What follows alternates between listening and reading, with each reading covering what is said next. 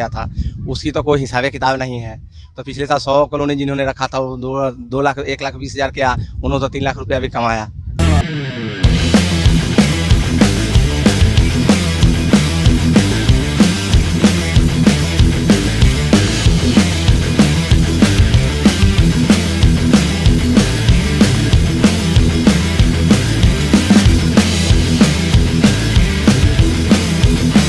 नमस्कार दोस्तों, मैं हूं आयुष और आप देख रहे हैं एग्री फेयर का चैनल। आज हम आ चुके हैं मधुमक्खी पालन के, यहाँ पे यूनिट लगा हुआ है, आपको देखने को मिल रहा होगा। अभी हम बी कीपर से बात करेंगे और हर चीज़ जानेंगे, इसमें कौन कौन से डिजीज लगते हैं और इसमें कितना मुनाफा होता है, कितना खर्च लग जाता है और कितना तक एक किसान कमा सकता है। तो वीडियो को इन तक देखें और इंजॉय करें। हमारे साथ बी कीपर है रविंदर जी, ये बताएंगे कि कैसे इन्होंने ये स्टार्ट किया, बी कीपिंग के बिजनेस में कैसे उतरे और किस हद तक इसको ले जा सकते हैं। क्या एक छोटा फार्मर जो है वो इसकी शुरुआत कर सकता है, कितने फायदे होते हैं, क्या नुकसान है, कैसे प्रॉपर मैनेजमेंट करते हैं, तो सब कुछ प्रोसेस जानेंगे। तो वीडियो को इन तक देखिए। पहले हम इनसे परिचय लेते हैं, जानते हैं कि कैसे इन्होंने शुरुआत की। तो सबसे पहले तो आपका स्वागत है हमारे एग्री फेयर के चैनल में। जी बताएं अपने बारे में। मेरा नाम रविंदर सिंह हुआ। मैंने 2009 में बिजनेस शुरू किया था। उस समय हमने मात्र 11 पेटी ली थी, 11 कॉलोनियाँ ली थी। उसमें हमने फिर उसको 1 साल तो हमको पहले कोई बहुत जानकारी नहीं थी, और उसके बाद मैंने 2010 में हिसार यूनिवर्सिटी से ट्रेनिंग प्राप्त किया था, चौधरी चरण सिंह विश्वविद्यालय। हम वहाँ से लौटे तो अचानक हमने इतना इस काम को माने एक लाया कि भाई 11 कॉलोनी के बाद हमारे पास अचानक उसी साल हमने 42 कॉलोनी कर ली थी। उसके बाद हमने पीछे वापस मुड़ के फिर दिखा नहीं, फिर 42 हमने 100 किया। तो जितना मेहनत कीजिएगा सीजन में उतना इसको बढ़ाना एकदम साधारण सी बात है। आप चाहिएगा तो फरवरी महीने में 100 पेटी से 300 पेटी भी कर सकते हैं। उससे ये आपके पास स्टाफ और उसका मैनेजमेंट होना चाहिए, सबसे बड़ी चीज़ है। और दूसरी चीज़ है कि किसी भी अच्छी गुणवत्ता के लिए अच्छी ट्रेनिंग जरूरी है। तो हमने अच्छी ट्रेनिंग ली, अच्छे लोग मिले हमको, उससे हमने विकास इसके ओर चला। पहले तो मैं अकेले करता था, आज मेरे पास 3 स्टाफ है। मेरे पास ऑलरेडी 350 पेटी अभी मौजूद है और 400 है, तो 50-20-50। और बताइए कि ये जो हाइव है, जो बक्से हैं हमारे पास, ये बक्से आपने ये खुद तैयार करवाया है या फिर कहीं बाहर से आपने परचेज किया है? नहीं, बक्से तो हमने बनवाए हैं खुद के। जो बाहर से परचेज करते हैं उसकी मोटाई कम होती है, वो लफ जाता है, तो उसके वजह से उसको रहने में कष्ट होता है, छाता टेढ़ा मेरा हो जाता है। तो बक्से तो हम लोग खुद बनवाते हैं, थोड़ा कष्ट पड़ता है ज़्यादा। तो एक बक्से की कीमत कितनी आ जाती होगी? एक बक्से की कीमत तो अभी लकड़ी की बॉक्स कीमत, एक बक्से की कीमत फुल सेट यानी इसकी फ्रेमिंग लेके और जाली बॉक्स लेके 750 रुपये के आसपास, 750, 745, 755 इसी के आसपास सिंगल खाली बक्से की पड़ती है। हाँ, हम बनवाते हैं उसकी। अगर अदर परचेजिंग करें बंगाल से तो वहाँ से वही आपको 250, 350, 350 रुपये का बॉक्स वहाँ मिलता है, जो ट्रेवल्स खर्चा आता है उस साइड से। तो बताइए इसमें क्या क्या करते गर्मी में, ताकि इसको गर्मी से बचाया जा सके। गर्मी में इसको हम लोग बहुत तो कुछ नहीं दे पाते हैं, जैसे फीडिंग टाइम से करवाते हैं, पानी का सुविधा देख के। जो कॉलोनी हम लोग लीची के बाद ट्रांसफ़र करते हैं, जैसे कहीं माइग्रेशन किए जहाँ रखते हैं, इसकी विशेष सुविधा देखते हैं कि कहीं तालाब हो, नहीं कहीं ट्यूबवेल का व्यवस्था हो जहाँ पानी कंटिन्यूस चलता हो, इसको पानी मिले। अगर उसमें नहीं तो सीड डाल देते हैं, प्लास्टिक का पन्नी डाल देते हैं उसमें, जो पानी अलग से मंगवा के नल से उसमें डाल दें कि इसको पानी मिले पीने के लिए। अगर अपने यहाँ तो वैसे तालाब का भी सुविधा है, नले भी बहुत है। ज़्यादा तौर पे राजस्थान और मान के चलिए पश्चिमी यूपी में पानी का थोड़ा इसको समस्या होता है, तो हम लोग अपना आर्टिफिशियल व्यवस्था करते हैं।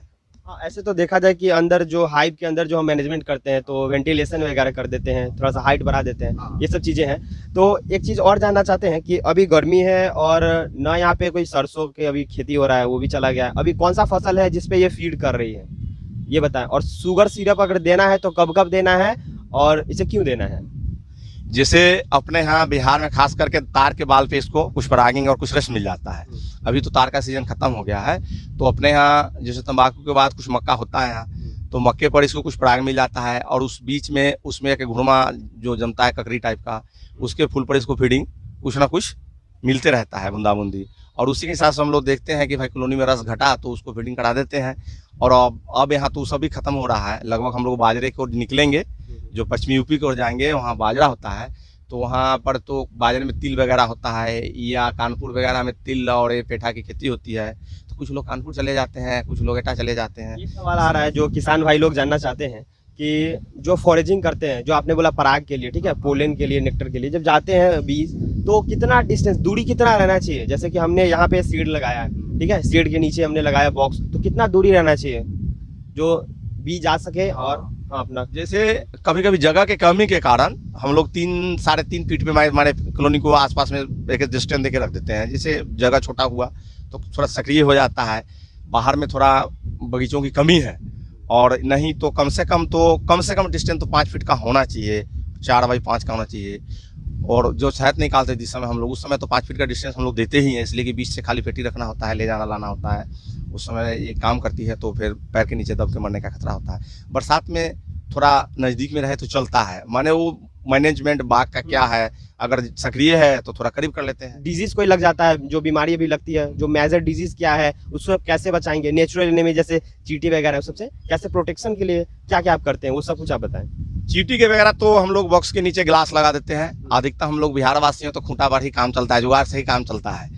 तो हम लोग खूंटा, यहाँ तो खूंटा जैसे हम वहाँ जाएंगे, यहाँ तो लगाए नहीं है, बरसात आने वाली है अब, तो अभी तो नीचे रखे हुए हैं। वहाँ ले जाएंगे तो खूंटा ठोकवा के इसको थोड़ा हाइट पर रखेंगे, 1.5-2 फीट के। इस तो पानी से बचेगी, चींटी से बचेगी और मेढक से बचेगी। इससे इसको मेढक बहुत परेशान करता है, नीचे जो कॉलोनियाँ रहती है उसको मेढक जो है वो तंग करती है, वो खा जाती है। तो खुटिया पर रहेगी तो वो नहीं खाती, और गर्मी की वजह से मधुमक्खी जो बाहर आ जाती है, तो खुटिया पर रहेगा तो वहाँ तक मेढक पहुँच नहीं पाता है। और बीमारी की जहाँ तक बात है, इसमें तो सबसे बड़ी बीमारी है कि माइट लगता है, और ऐसे अदर में ग्लैरोमा माइट। हाँ, तो साफ सफाई सब रखते हैं हम लोग, उसमें इस सब ध्यान देना होता है। तो ऐसा कहते हैं कि स्वार्मिंग का चांसेस थोड़ा सा कम जाता है। हाँ। और ये भी है कि जो एंट्रेंस गेट जो है, जो आप देख सकते हैं एंट्रेंस गेट यहाँ पे दिख रहा है, तो एंट्रेंस गेट का बहुत बड़ा रोल है। कहते हैं कि एंट्रेंस गेट अगर प्रॉपर, मतलब सामने कुछ ना होना चाहिए, और एंट्रेंस गेट के सामने हमारे स्पेस होना चाहिए, ताकि जो फोर्जिंग करे, जो पोलन वगैरह लेके आए, ताकि वो नीचे डायरेक्ट ना गिरे, वहाँ पे स्टैंड करे। तो बताइएगा ये कैसे काम करता है, आपने जो नीचे रखा है आप एंट्रेंस गेट के लिए, तो इसी सब वजह से हम लोगों ने नीचे इसको इसी वजह से नीचे रखते हैं कि जो मक्खिया है लैंड करे एकदम आराम से अपने अंदर चल जाए, माने उसको उड़ने का कष्ट ना हो, और सीधे सीधे आए, और नीचे भी अगर गिर गई है, गेट से पहले भी गिर गई है तो आराम से ऊपर चली जाती है। ये माने खास करके जाड़े के टाइम में प्रॉब्लम आता है। एक आप कह सकिए कि आप जो पालन करते हैं, मधुमक्खी पालन करने में कितना खर्च आता है? देखिए इसमें ऐसा है कि अब मान के चलिए सिंगल पर्सन व्यक्ति कोई भी है, उसके लिए 110 या 12 पेटी ओवर है, उससे ज़्यादा को नहीं देख पाता है। और उसके लिए अगर मान के चलिए कुछ लोग हैं जिनको बिजनेस टेम्पोररी करना है, तो अपना वो सिंगल पर्सन एक गाड़ी रखे, अपना ऐसे वैसे चला रहे हैं काम, रोज दिहाड़ी पे लोगों को रख के। और जिसको बिजनेस प्रॉपरी सिस्टम से करना है, उनके पास स्टाफ होता है। मेरे पास अभी 2 स्टाफ है, हम खुद हैं, उसमें बीच में जरूरी पड़ता है तो दिहाड़ी वाला, और शहद निकाले के समय तो 4 लोग हर हाल में सच बिजनेस चाहिए ही चाहिए उनको। तो उसमें होता है कि हम लोग उस समय एक दिहाड़ी वाला मजदूर रख लेते हैं, 3 हम खुद होते हैं, 2 मेरे स्टाफ हैं, 1 मैं हूँ, और इस तरह से चलता रहता है काम। और उसमें मैनेजमेंट तो ये है। और खर्च की जहाँ तक की बात है, तो मान के चलिए महंगाई की दुनिया में तो खर्च तो इसका एवरेज तो होता ही रहता है। अदर सिर्फ अगर मान के चलिए फीडिंग खर्च इसका आता है 1000 रुपये पेटी, तो चीनी खा लेती है सीजन के बाद। और फायदा कितना हो जाता है आप बता सकते हैं कि अगर एक पेटी को कोई एक छोटा सा किसान अगर शुरुआत किया है, ठीक है, तो कितना कमा सकता है एक पेटी से? एक पेटी से जैसे कमाने के एवरेज है, जितना दिन हमने बिजनेस किया है, तो सीजन बढ़िया चल जाए,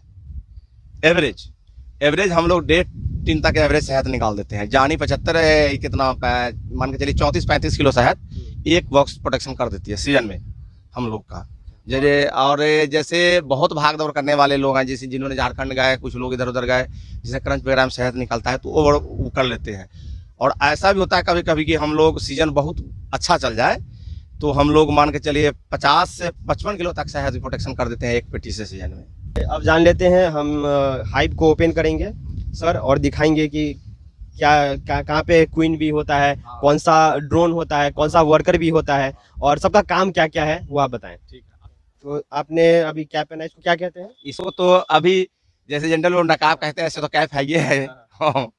ये नहीं बीविल चलते रहता है। और वैसे तो हम लोग बिना कैप को भी देख लेते हैं, एक दुक्का अगर काट लीजिए। जैसे देखिए, अगर आप देखना चाहते हैं, कैमरा फोकस कीजिए। अभी पराग कम होने की वजह से ये जो है, अभी इसमें देखिए अंडा बच्चा है, दिख रहा होगा आपको, थोड़ा आप देख लीजिए इसको और जूम करके। और ये अंडा इसमें है जो लड़वा में आ गया है। और इसी तरह से काम होना चाहिए मधुमक्खी का, जो कि लड़वा है। यहाँ लो, ये मधुमक्खी जो है बच्चा पैक कर रही है, अब इसको लड़वा बोलते हैं, ठीक है। और यही जो है मेन हम लोग का पूंजी है। अगर ये लड़वा इसी तरह अभी लैरवा अभी कैपिंग कर रही है अभी, है ना? सील कर ली है, उसको लगता है कि भाई रस एक्स्ट्रा है तो सील कर दी उसने। ठीक है, उसी के गाइडलाइन पे चलती है और वो अंडा देती है। जैसे कि अभी देख लीजिए कि इसमें ये ब्रूडिंग बहुत बेहतरीन माना जाएगा इसको, इसलिए कि चौकस ब्रूड इसको बोलते हैं। अच्छा, तो अगर रानी हमें इसमें डालना है तो ये क्या वर्कर जो है वो खुद अपना रानी को बनाती है? खुद बना लेती है खुद वो। बनाती है। हाँ। तो क्या आर्टिफिशियल तरीका भी है रॉयल जेली को फीड करा के रानी को तैयार करने का? है आर्टिफिशियल तरीका भी है, मगर उसको हम लोग ये नहीं करते हैं, इस्तेमाल नहीं करते हैं, इसलिए कि हम लोग को कभी जरूरी ही नहीं पड़ा। वो ज़्यादा तौर पे पहाड़ी क्षेत्र में है आर्टिफिशियल रानी बनवाने का। आप जैसे उसको पेन से हम लोग को बताया गया था कि आप उसका बना दीजिएगा तो बना लेगी, मगर हम लोगों को कभी जरूरी पड़ा नहीं। एक चीज और आपको बताना चाह रहे हैं, जैसे कि वर्कर है, ये एंट्रेंस गेट होता है और एंट्रेंस गेट की जो विड्थ मतलब की जो चौड़ाई होती है वो बहुत ही कम होती है। ऐसा इसलिए हम सुनते आ रहे हैं कि जो जो इसके दरवाजे होते हैं एंट्रेंस गेट, इसकी चौड़ाई ज्यादा इसलिए नहीं होती ताकि कोई दूसरा जो बड़ा जो इसे इंसेक्ट वगैरह हो गया या फिर हाँ काले तरह का एक वो होता है, जो उसको बहुत तंग करता है। एनिमी जो है वो इंटर ना करे साथ साथ में। और यहाँ पे गार्ड भी रहते हैं, जैसे कहते हैं कि हमारे जो गार्डिंग करते हैं जो घर में, वैसे यहाँ पे गार्ड भी है। जैसे कि मान लीजिए अनवांटेड कोई यहाँ पे आ गया, कोई एनिमी आ गया तो उसको दूर करेंगे, प्रिवेंट करेंगे और बताएंगे दूसरे अपने साथियों को कि दूसरे की एंट्री हो गई है। ये रानी मधुमक्खी हुई, ये बिल्कुल जैसे कि लीची की रानी है, बिल्कुल लाल दिख रही है देखने में, और यह जवान रानी मानी जाती है, इसीलिए हम लोग ये रानी है लीची का प्रोटेक्शन करवाते हैं। और यह अंडा देने में 24 आवर्स सक्सेसफुल होती है। अगर पराग मिले तो ये 24 घंटे में 660 अंडा देने की कैपेसिटी रखती है। देख सकते हैं दोस्तों, इसका जो साइज है रानी का ये काफी बड़ा है अपने वर्कर से, तो इसे भी आप अंदाजा लगा सकते हैं एक बार देख के कि रानी कौन सा है। एनिमी जो होती है जैसे कि अटैक कर देती है, जैसे आपने पहले बताया फ्रॉग एंड ये सब, तो इसमें क्या बंदर वगैरह ये सब से या फिर कुत्ते वगैरह ये सब से भी खतरा है क्या इसको? इसको कुत्ते बंदर से कोई खतरा नहीं है, इसको खतरा है तो भालू के सिवाय किसी भी जानवर से अदर से खतरा नहीं है। चीज और बताइए कि ये जो हाइव है, मतलब कई तरह के हाइव आते हैं, एक होता है कि एक तो एक लेयर वाइज बना हुआ रहता है, ठीक है, तो उसको और इसमें क्या अंतर है और आपने इसी को क्यों चुना? जैसे लेयर वाइज जो बने होते हैं वह सीजन में वो काम आते हैं। जैसे अभी वो लेयर वाइज जो है उसके ऊपर हम लोग उसको बोलते हैं सुपर चढ़ाना। जैसे मान के चलिए कि चैम्बर डालते हैं ऊपर से, तो उसमें हमको शहद एक्स्ट्रा मिलता है। जैसे उस समय रानी मैट नहीं कर पाएगी, इसलिए हम लोग नवंबर दिसंबर में मक्खी को तो डिवाइड कर नहीं सकते हैं, तो हम लोग उसको सुपर चढ़ा के एक जगह में ही 16 फ्रेम की मक्खी कर देते हैं, और उसका जो प्रोटेक्शन शहद का होता है बहुत ज़्यादा होता है। जिस मान के चलिए मेरे पास सभी बड़े 400 पेटी है, हम अगर 100 पेटी पे सुपर चढ़ा देते हैं तो 100 पेटी पे सुपर पे बहुत सारा प्रोटेक्शन होगा शहद का, हमारे सीधे बढ़ जाएगा, दुगुना हो जाएगा, इसलिए कि पेटी भी डबल हो गया है। और उसमें सुपर तभी चढ़ता है जब उसके पास एक्स्ट्रा वर्कर हो जाता है। रॉयल जेली का प्रोडक्शन कितना होगा एक, अगर हम हाइव से देखें? एक में देखें तो कितना होगा, मान के चलिए कि रॉयल जेली तो बहुत होता नहीं है, वो तो जिस समय सीजनली जब नई रानी बनाने के समय में होता है उस समय रॉयल जेली मधुमक्खी प्रोटेक्ट करती है, तो मानिए कितना होगा, एक में कुंसिल में वही होगा 3 से 4 ग्राम। और है कि आपने बोला था कि पिछले साल अच्छा हुआ था, ठीक है, रेट भी ज्यादा था, तो कितना चल गया होगा? पिछले साल तो बहुत वाहवाही थी, उसमें तो कोई ये नहीं है। पिछले साल तो मान के चलिए प्रोटेक्शन दुगना हो गया था, उसकी तो कोई हिसाब किताब नहीं है।